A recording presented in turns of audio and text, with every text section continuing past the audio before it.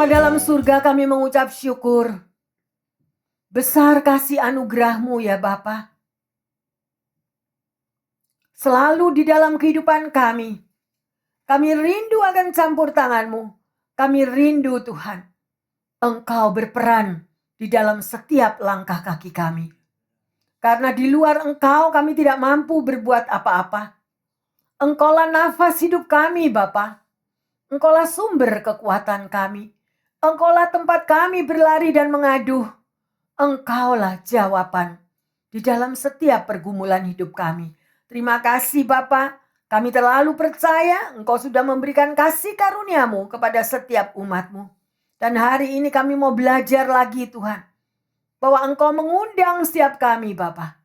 Engkau mengundang setiap kami untuk datang di dalam perjamuan kudus-Mu. Di dalam kerajaan Tuhan. Terima kasih Bapa. Kami menyambut uluran tangan kasih-Mu. Kami menyambut undangan-Mu yang luar biasa. Dan kami sungguh berbahagia. Di dalam nama Tuhan Yesus. Kami sambut firman Tuhan. Yang percaya dan siap untuk lebih belajar lagi. Mengatakan amin, amin, amin. Silakan duduk yang terkasih. Hari ini kita belajar tentang perumpamaan orang-orang yang berdalih. Ya, mungkin ada yang tidak ngerti orang yang berdalih itu seperti apa. Ya, orang yang membuat alasan. Banyak membuat alasan. Dan disinilah apa yang akan kita pelajari. Bahwa renungan yang akan kita bahas pada siang hari ini adalah untuk membangun dan menyambut undangan kerajaan Allah. Dengan segenap hati, kalau Anda ada di tempat ini yang terkasih, ini adalah undangan Tuhan. Sering kali kalau saya besuk ke hospital, ke rumah sakit, mereka mengatakan, Bu Pendeta, doakan saya supaya saya bisa datang lagi ke gereja. Doakan saya supaya saya sehat sembuh kembali. Karena apa? Karena mereka begitu menyadari bahwa kesehatan itu amatlah penting yang terkasih. Dan itu semuanya ada di dalam tangan Tuhan. Ada amin? Ya. Oleh karena itu, jangan menolak undangan Tuhan. Utamakan Tuhan di atas segala perkara. Sekalipun Anda bekerja harus masuk disiplin dengan bos apa segala macam atau apa saja. Tetapi prioritas di dalam hidupmu dan di dalam hidup saya adalah Tuhan yang utama. Amin. Sebab Tuhan tidak akan berhutang. Tuhan sangat bersuka cita kalau engkau menanggapi undangan daripada kerajaan surga ini. Ya, dan kalau kita duduk bersama-sama pada siang hari ini adalah Anda menyambut undangan daripada Tuhan sendiri. Ya. Tetapi pada waktu ini apa yang akan kita pelajari? Waktu itu Yesus berada di rumah orang Farisi. Ya. Dan ia sedemikian rupa melihat keberadaan daripada orang-orang yang ada di tempat itu. Ya. Dan ini nas daripada apa yang kita akan pelajari adalah dari Lukas 14 ayat 15. Ya. Jadi mereka itu mendapat undangan daripada Tuhan Yesus. Tetapi mereka banyak sekali berdalih. Tapi kita akan pelajari terlebih dahulu yang terkasih. Ya. Ayo kita baca di dalam Lukas 14 ayat yang ke-15. Mendengar itu, berkatalah seorang dari tamu-tamu itu kepada Yesus, "Berbahagialah orang yang akan dijamu dalam kerajaan Allah." Ada amin? Jadi kalau Anda datang di tempat ini, Anda memberikan satu hari kepada Tuhan, bahwa hidup Anda seluruh minggu itu Anda akan berbahagia. Karena apa? Kita sudah mau merespon akan undangan daripada Tuhan Yesus. Ada amin? Ya, jadi ini banyak sekali orang-orang yang tidak tidak memikirkan sejauh itu. Ya, dan kita akan pelajari lebih dan lebih lagi. Tapi jelas di sini dikatakan berbahagialah. Anda pasti akan berbahagia sekalipun persoalan tetap ada. Sekalipun ya tantangan pergumulan hidup masih bertubi-tubi, tetapi pokoknya nanti di end itu berbahagia. Ada amin? Ya, karena kita itu mendahulukan Tuhan, prioritasnya kepada Tuhan, fokusnya kepada Tuhan. Ya, tetapi iblis itu tahu. Iblis selalu mencari jalan supaya Anda tidak berbahagia. Supaya kita tidak berbahagia. Jadi kita dibuat sibuk di sini, sibuk di sana, dikasih segala macam masalah sehingga sudah lupa bahwa ada hari yang Tuhan tentukan, satu hari, yaitu untuk memuliakan Tuhan. Ada amin yang terkasih? Ayo kita lanjut di dalam Lukas 14 ayat 16 dan 17. Tetapi Yesus berkata kepadanya, ada seorang mengadakan perjamuan besar, dan ia mengundang banyak orang. Menjelang perjamuan itu dimulai, ia menyuruh hambanya mengatakan kepada para undangan, marilah, sebab segala sesuatu sudah siap. Di sini jelas dikatakan menjelang perjamuan, berarti sebelum perjamuan itu dimulai, ya. Tuan rumah ini menyuruh hambanya mengatakan kepada para undangan, marilah, sebab segala sesuatu sudah siap. Undangannya masih manis yang terkasih. Undangannya masih baik. Marilah, ya, masih soft undangannya. Tapi kita akan lihat lagi lebih dalam di sini, ya. Karena segalanya sudah dipersiapkan. Bayangkan kalau Anda itu mengadakan pesta, Anda mengadakan sesuatu acara, Anda sudah masak macam-macam, Anda sudah mengadakan macam-macam. Tahu-tahu yang diundang gak pada datang. Gimana kecewanya, ya? Demikian juga dengan Tuhan Yesus. Dan ini undangan adalah undangan kerajaan Allah. Saudara boleh gak pergi kepada undangan dunia, tetapi jangan undangan kerajaan Allah. Undangan kerajaan Allah satu-satunya yang memberkati Anda langsung. Ya, sedemikian rupa. Ayo kita lanjut. Lukas 14 ayat 18 sampai 20. Tetapi mereka bersama-sama meminta maaf. Yang pertama berkata kepadanya, aku telah membeli ladang dan aku harus pergi melihatnya. Aku minta dimaafkan. Yang lain berkata, aku telah membeli 5 pasang lembu kebiri dan aku harus pergi mencobanya. Aku minta dimaafkan. Lalu yang lain berkata, aku baru kawin dan karena itu aku tidak dapat datang. Haleluya, kalau kita baca daripada alasan-alasan dari orang-orang ini adalah alasan yang dibuat-buat, ya. Karena apa yang terkasih? Ya, alasan untuk membeli tanah itu semestinya pasti mereka sudah melihat dulu. Kalau tidak melihat dulu ya mereka tidak beli tanahnya dah. Tidak tahu tanahnya tuh longsor atau tanahnya gimana, ya toh. Tapi dia alasannya aku membeli tanah jadi aku mesti lihat. Ya, demikian juga yang lembu-lembu. Yang membeli lembu-lembu, mereka itu juga alasan. Bagaimana lembu-lembu itu tidak dilihat? Barangkali lembu itu kakinya cuma 3 atau lembunya lagi sakit. Berarti mereka itu sudah melihat, ya, yang terkasih sedemikian rupa. Ladang itu berbicara tentang pekerjaan, bisnis atau karir. Ya. Dan 5 pasang lembu kebiri itu adalah gambaran tentang kekayaan. Ya. Dan tentang kawin itu berkaitan dengan kehidupan keluarga. Ayo kita koreksi diri. Bapak Ibu pendengar yang setia dimanapun Anda berada. Apakah kita juga pernah berdalih kepada Tuhan? Pernah berdalih, saya nggak ada waktu untuk datang karena saya harus pergi ke kondangan, saya harus ada urusan, saya harus ada pekerjaan sedemikian rupa yang terkasih. Ya, luar biasa. Jadi kalau perkara-perkara yang kita selesaikan itu bukan lagi fokus kepada Tuhan, tetapi perkara-perkara dunia, di firman Tuhan juga dikatakan, ya, karena orang itu lebih mengasihi pekerjaannya, lebih mengasihi uangnya, hartanya, daripada keberadaan Tuhan Yesus. Ya, coba selama teman-teman atau dimanapun kalian berada, selama Anda hidup di Amerika, bayangin kalau tidak ada pekerjaan. Pasti kita panik, pasti kita bingung, pasti kita mikir, aduh Tuhan gimana aku sudah hidup di sini kok tidak ada pekerjaan, ya. Tapi di dalam Matius 6 ayat 21 dikatakan, karena di mana hartamu berada, di situ juga hatimu berada. Lah, di situ, ya. Jadi sangat jelas. Tidak sedikit orang Kristen yang rela meninggalkan Tuhan Yesus, menjual iman demi pacar atau pasangan hidupnya. Sedemikian rupa.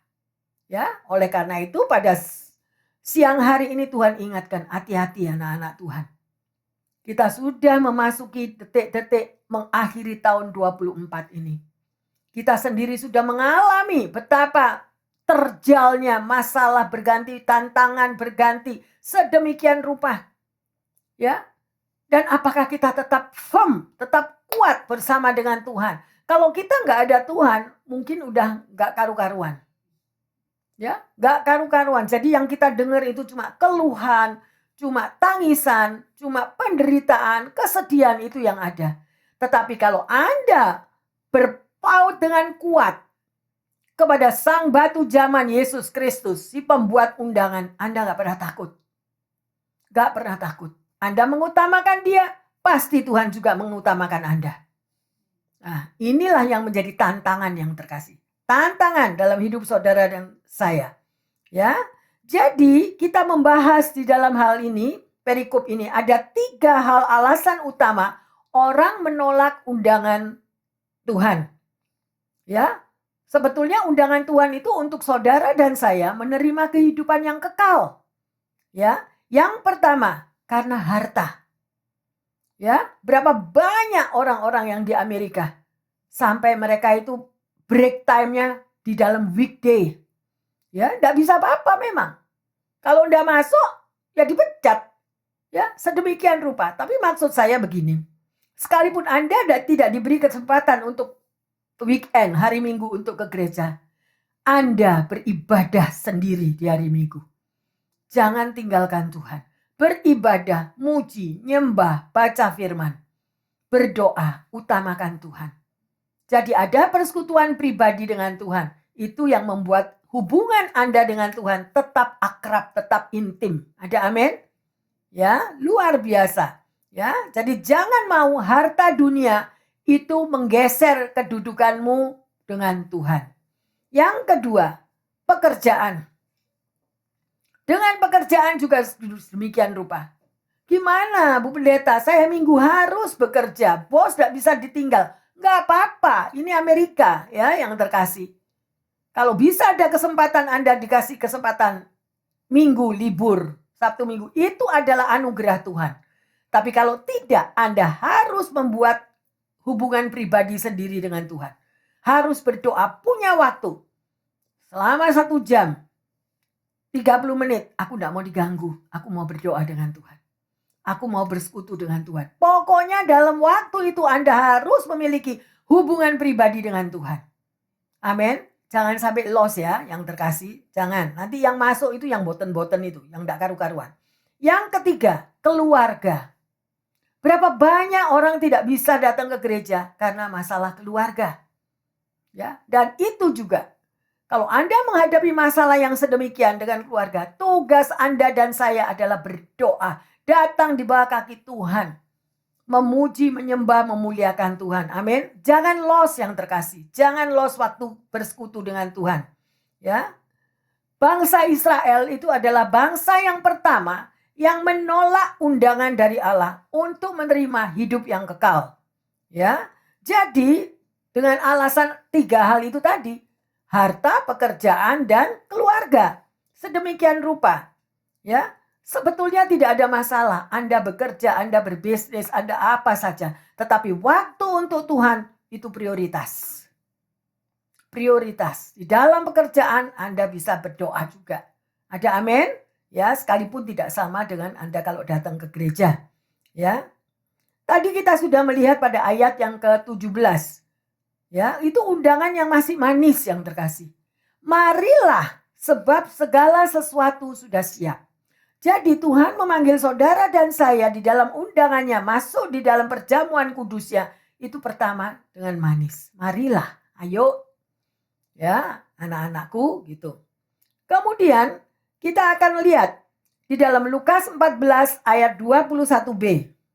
Lalu murkalah tuan rumah itu dan berkata kepada hambanya, "Pergilah dengan segera ke segala jalan dan lorong kota, dan bawalah kemari orang-orang miskin, dan orang-orang cacat, dan orang-orang buta, dan orang-orang lumpuh. Sedemikian rupa. Ya. Lalu murkalah tuan rumah itu. Jadi Tuhan itu tahu loh. Kalau persoalan itu dibuat-buat ya Tuhan itu tahu. Kalau alasan itu berdalih itu Tuhan tahu. Makanya sampai murkalah tuan rumah itu.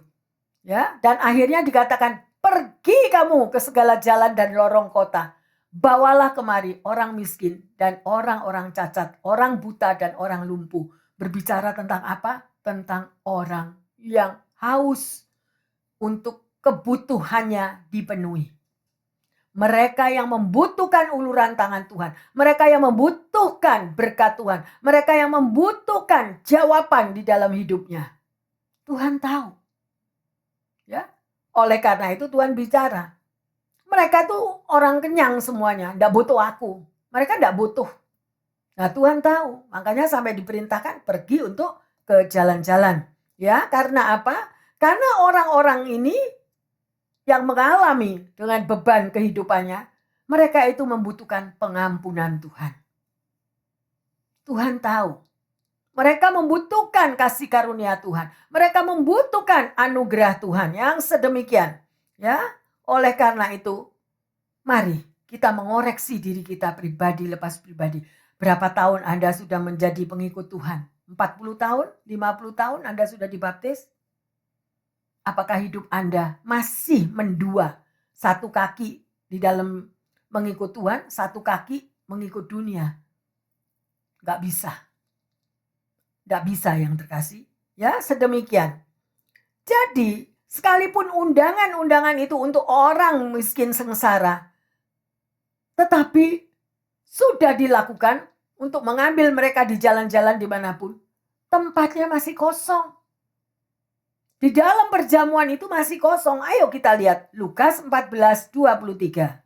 Lalu kata Tuhan itu kepada hambanya, pergilah ke semua jalan dan lintasan, dan paksalah orang-orang yang ada di situ masuk karena rumahku harus penuh. Yang terkasih. Jadi ada 3 undangan. Yang pertama, marilah, masih dengan manis. Yang kedua, udah marah. Tapi yang ketiga di sini dikatakan paksalah. Kalau dikatakan paksalah, berarti ini waktunya sudah genting yang terkasih. Waktunya sudah genting, Anda tidak tahu. Tidak ada seorang pun yang tahu akan usianya untuk hari esok kapan. Gak ada yang tahu yang terkasih. Tapi kalau kita itu lengah, kalau kita ini enak-enakan, kalau kita itu lelet-lelet, inilah setiap nafas hidup yang kita hirup setiap hari, itu adalah kasih karunia. Dan kasih karunia nafas hidup ini bukan punya kita yang terkasih. Kalau si pemilik itu mengambilnya, tahu-tahu nggak ada. Berapa banyak Anda punya teman yang tahu-tahu sudah diambil Tuhan? Mereka nggak tahu.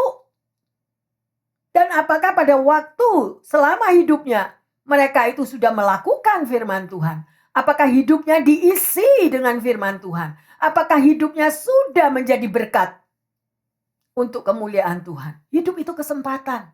Saya mau tanya yang ada di sini, Bapak Ibu pendengar yang setia dimanapun Anda ya mendengar firman ini. Sudahkah engkau berbuah-buah di dalam Tuhan? Minggu yang lalu dikatakan pohon yang tidak berbuah akan dipotong. Apakah Anda sudah berbuah di dalam hidupmu? Apakah selama ini engkau sudah menjadi berkat buat sesamamu? Apakah selama ini engkau sudah mengulurkan tanganmu kepada mereka yang membutuhkan, kepada mereka yang kekurangan, kepada mereka yang membutuhkan kasih? Bukan selalu duit yang terkasih. Perhatianmu, kasihmu itu menopang hidup mereka.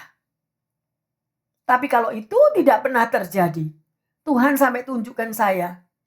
Pada waktu kita pergi ke sebuah makam Kristen lagi. Full orang yang meninggal itu. Ya, tanahnya penuh orang meninggal. Tuhan tanya, berapa banyak itu yang ada di situ yang sudah melakukan kehendakku? Apakah nanti pada waktunya saudara dan saya pulang dipanggil itu, buku kehidupanmu itu kosong? Why kosong yang terkasih? Karena selama hidup kita di dunia cuma ada me, I, mine. keluargaku, milikku. Semuanya adalah penuh dengan kedagingan. Tapi apakah Anda sudah melakukan amanat agung daripada Tuhan Yesus? Amanat agung. Tuhan mengatakan, ulurkan tanganmu kepada mereka yang kekurangan, yang menderita, yang mengalami masalah persoalan. Apakah hati kita tertutup? Ingatlah bahwa kita juga pernah mengalami di situasi seperti itu. Apakah kita lupa pada waktu kita sendiri mengalami penderitaan, tidak ada jawaban jalan keluar? Dan Anda tahu, Anda disembuhkan untuk menyembuhkan. Anda diselamatkan untuk menyelamatkan. Anda dikuatkan untuk menguatkan. Jangan pakai dalil me I mine. Me I mine itu semua orang bisa lihat. Orang itu hidupnya cuma me I mine ya. Sedemikian rupa nggak bisa yang terkasih.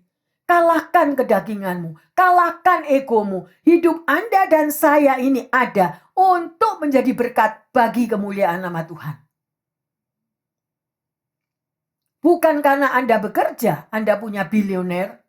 Bukan Anda bekerja, Anda punya 100 company. No, itu juga anugerah Tuhan kalau Anda sampai memiliki sedemikian banyak hartamu. Tetapi apakah engkau sudah salurkan kepada mereka-mereka yang mengalami seperti ini? Mengalami penderitaan, mengalami kesusahan, atau cuma me I mine? Belum cukup, belum puas. Ya, yang terkasih sedemikian rupa. Ya, luar biasa. Jadi, kalau dikatakan tadi, paksalah orang-orang yang berada di situ masuk. Berarti ini saatnya genting yang terasi. Harus dipaksa. Bagaimana firman Tuhan itu bisa diberikan untuk sesama kita. Bagaimana firman Tuhan bisa ditaburkan. Dan itu dikatakan lagi di dalam firman Tuhan. Katakanlah kepada anak-anakmu. Pada waktu engkau duduk, pada waktu engkau berdiri, pada waktu engkau tidur. Firmanku katakanlah. Jadi harus berulang-ulang.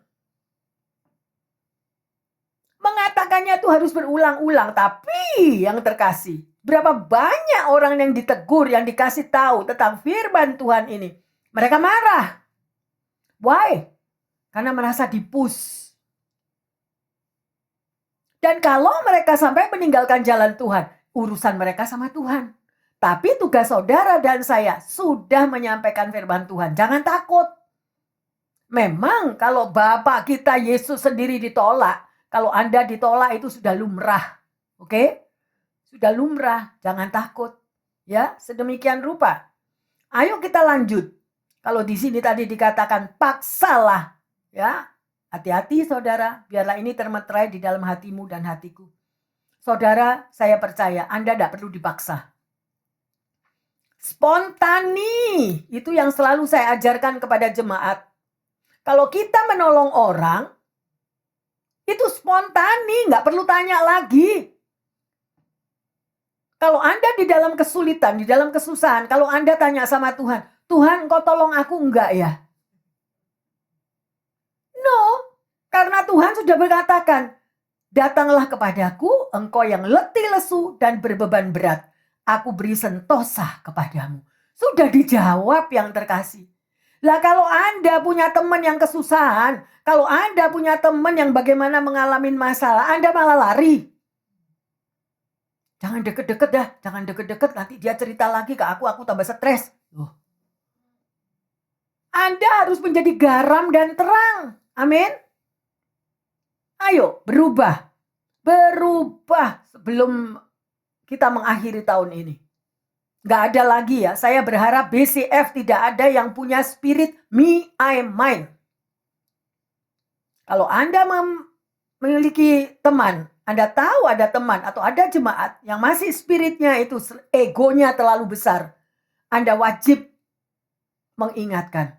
Tegur, tidak apa-apa. Tegur.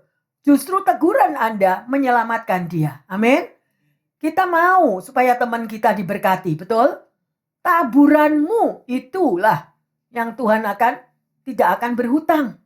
Ya, ayo kita lanjut. Roma 1:20.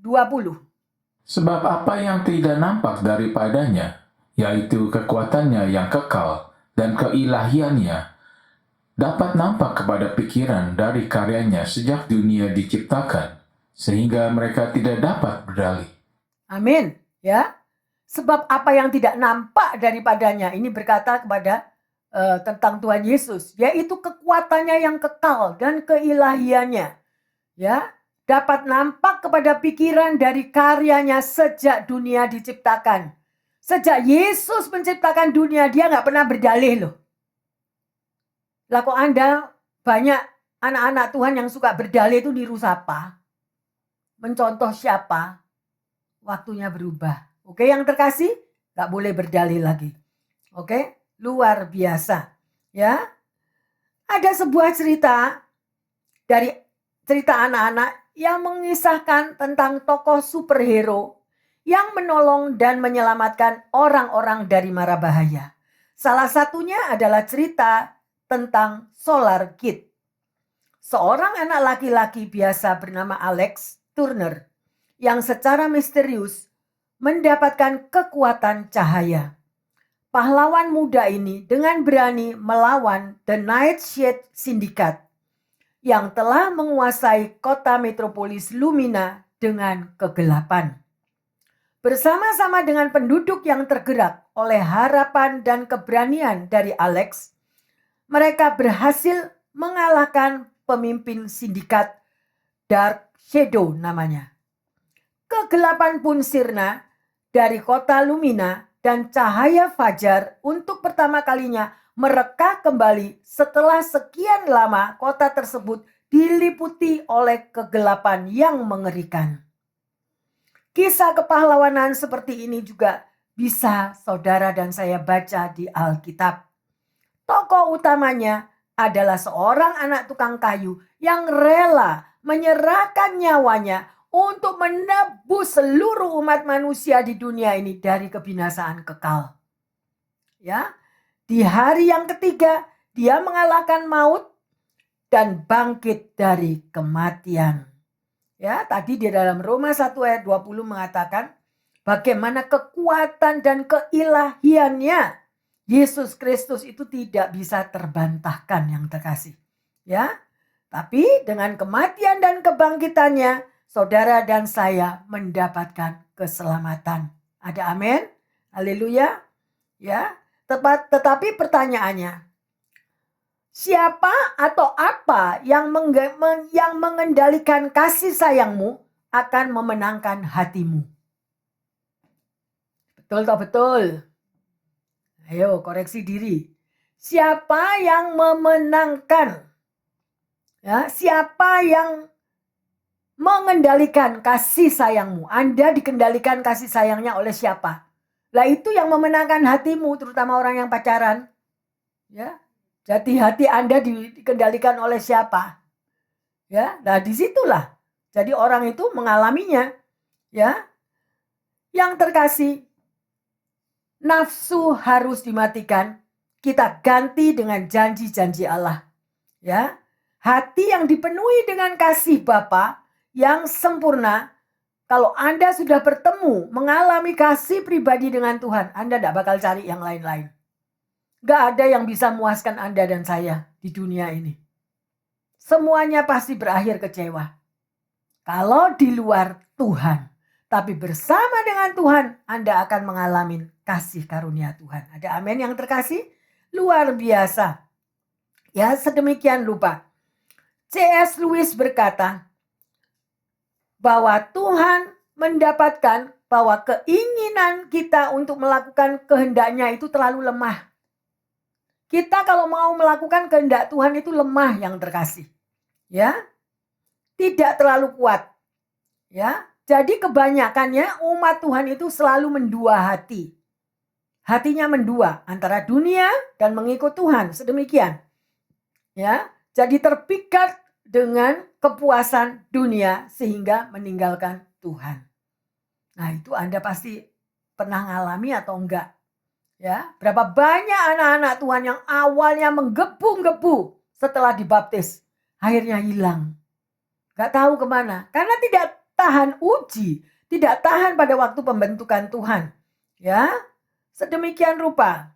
Ya, Tim Keller berkata, semakin kita melihat ketidaksempurnaan kita, ya, dosa kita atau kelemahan kita, maka kasih karunia Tuhan semakin berharga.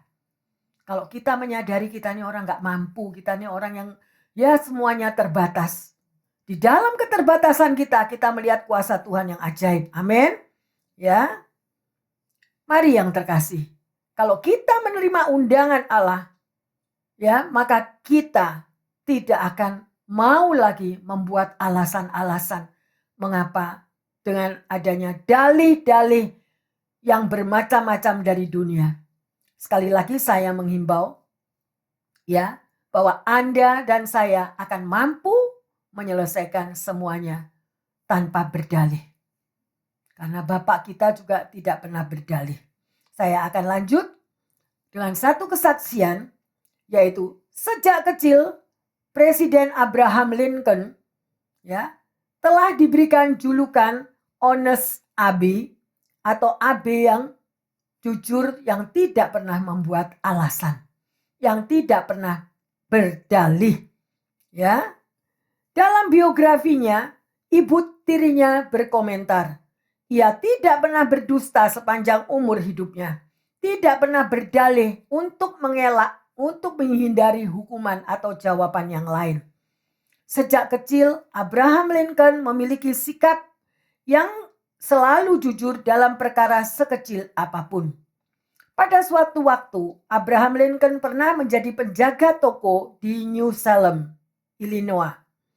Suatu petang, saat mencatat laporan keuangan toko, Lincoln mendapatkan bahwa ia telah memungut bayaran lebih 6 sen, lebih banyak daripada apa yang harus dibayar oleh pembelinya.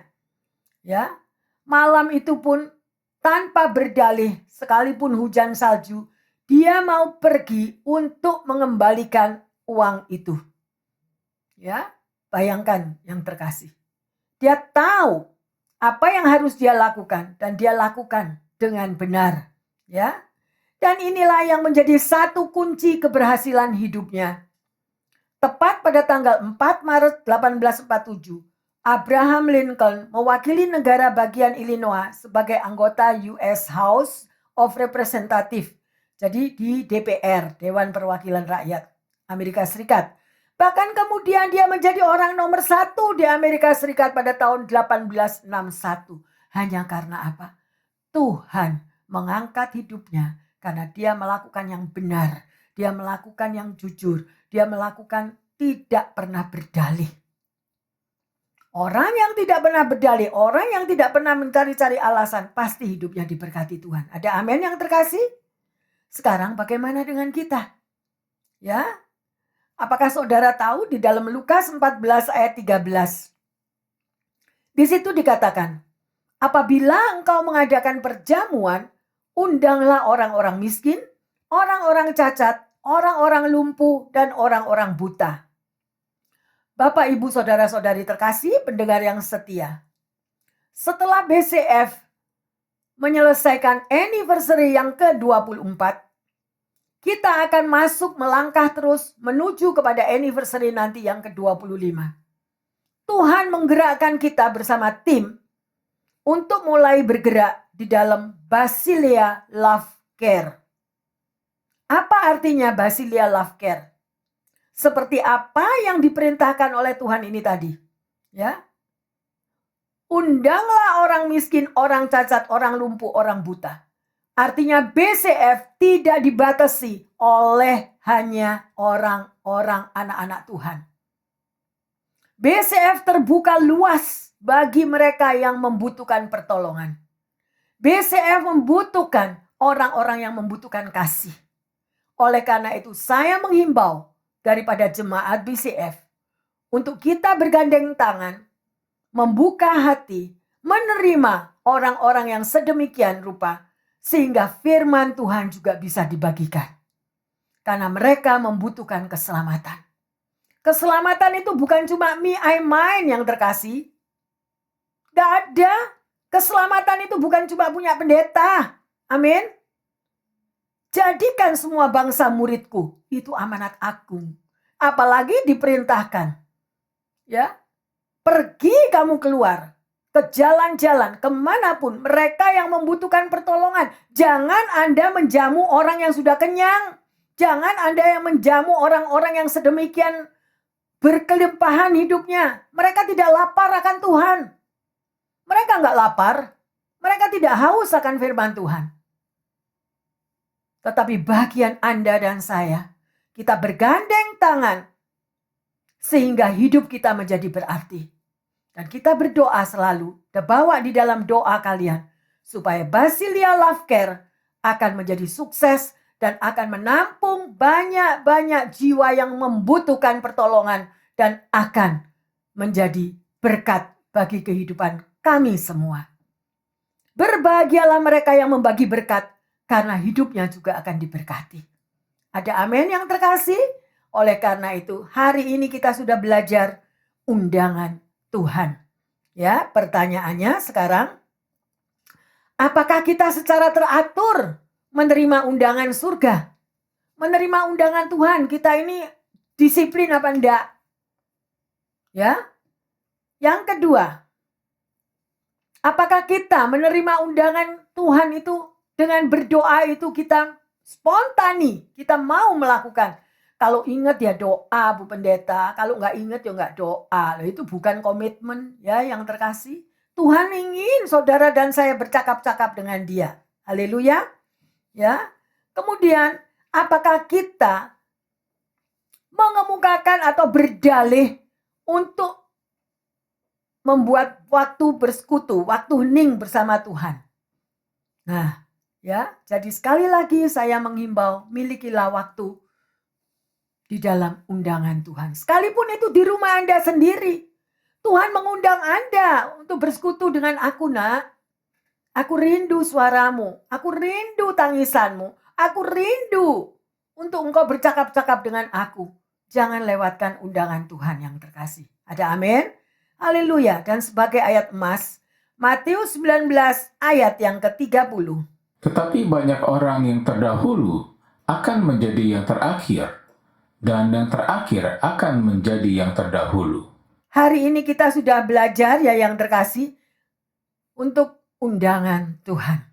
Kita mau semuanya merespon undangan Tuhan dengan hati yang bersyukur. Haleluya. Mari kita bangkit berdiri yang terkasih. Kita akan tutup di dalam doa agar setiap kita mengalami jamahan kuasa Allah. Ya. Mari kita satu dalam doa. Bapa dalam surga, kami mengucap syukur firman-Mu sudah hamba sampaikan. Terima kasih Tuhan untuk undangan untuk masuk di dalam perjamuan kudus bersama dengan Engkau. Undangan untuk masuk di dalam kerajaan-Mu. Ampuni kami kalau selama ini masih ada kami untuk berdalih. Masih ada kami untuk mencari-cari alasan karena capek, karena lelah. Atau alasan untuk kami tidak mampu berdoa. Dengan segala macam tantangan hidup. Tuhan, sekali lagi ampuni kami. Tapi pada siang hari ini, hamba memohon kepadamu bahwa pengampunan-Mu sungguh luar biasa.